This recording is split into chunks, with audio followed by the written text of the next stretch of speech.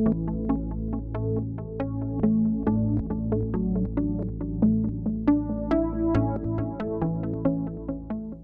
pleasure to be here. Thanks for having me. So BHDDH stands for the Department of Behavioral Healthcare, Developmental Disabilities, and Hospitals. And today we are going to be talking about the Division of Developmental Disabilities. The division plans, funds, and provides oversight of a community system of services and supports for adults with developmental disabilities.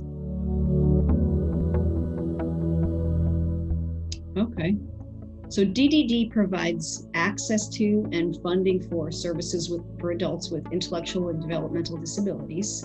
The services are person-centered, individualized, and chosen by the participant. Services typically focus on supported employment, which is learning about your interests, your strengths and challenges, and using that awareness to obtain a job and develop a career. Services could be community integration, which is learning about and becoming involved in your community through using community resources such as a library or a park, belonging to organizations such as a local fitness center or faith-based organization, or contributing to your community through sharing your time and talents with others. Services could also be wraparound supports. These are supports that may be needed to develop friendships, learn independent living skills such as meal preparation, budgeting, household tasks. Could also be respite or home health aid or nursing support. And supports could also be residential supports. Sometimes people eligible for service need a different place to live and 24-hour support to do so. Those with a critical need for residential support may have options through 24-hour residential supports or shared living arrangements.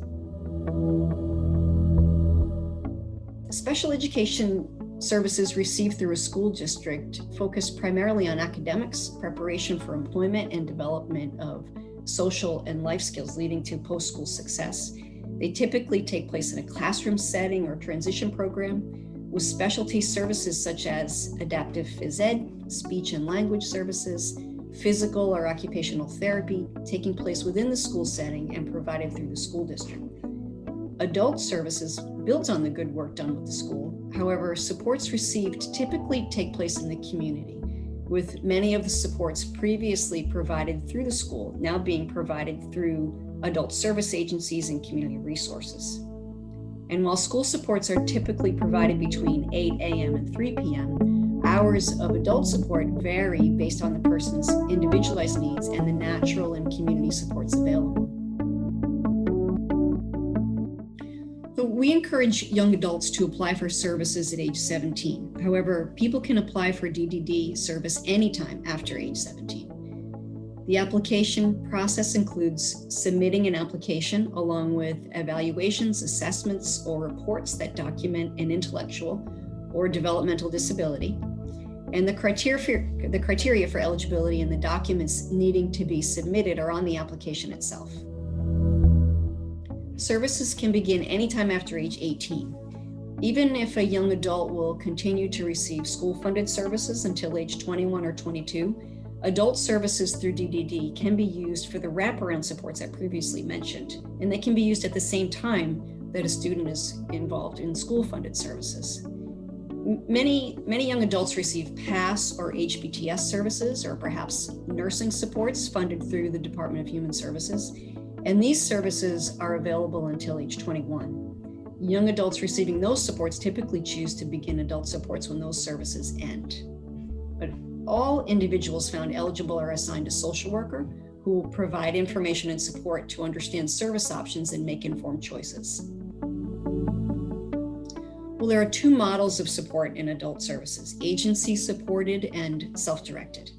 Self-directed services are those where the individual or a trusted person coordinates services. So they set the rate of pay and choose whom they would like to hire to provide supports. They train the direct support professional who will be working with the individual and determine each day's activities and hours of support, considering the funding through DDD and the availability of natural and community resources. Agency-supported services are those where the adult service provider chosen by the individual hires and trains the direct support professionals based on the person's needs and funding levels. Adult service providers also consider the natural and community supports available as resources for building a whole life plan of support. We have a website that people can go to. You access that by going to bhdddh.ri.gov. You would hover your cursor over the Developmental Disabilities page, and there's a drop down. On there, you will see a link to a Transition to Adult Services page. And on that page, there's just a wealth of information.